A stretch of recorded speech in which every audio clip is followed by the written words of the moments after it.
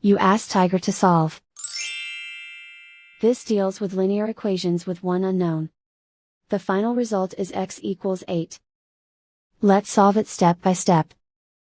Group all constants on the right side of the equation. Subtract 9 from both sides.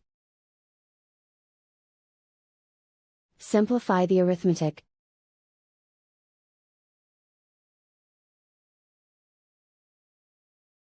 Isolate the x. Divide both sides by 4. Simplify the fraction.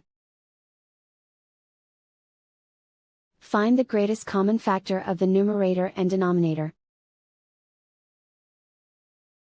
Factor out and cancel the greatest common factor.